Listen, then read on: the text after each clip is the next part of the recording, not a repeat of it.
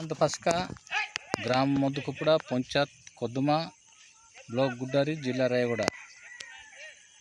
गत थर सरकार को आमे अनुरोध करथिलु किंतु आज्ञा मो जड़े चाषी आ धान अमल हेबाकु गलानी एबे पर्यंत कौनसी बिरी कि सूर्यमुखी कौनसी एबे पर्यंत सरकार साहाय्य सहयोग पहुँचे पारिनी।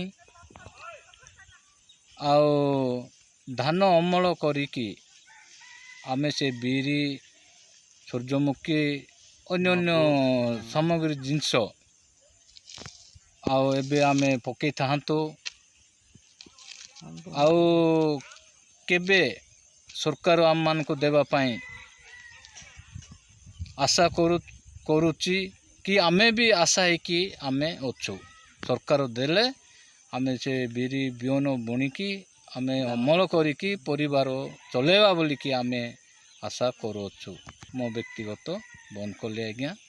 नमस्कार।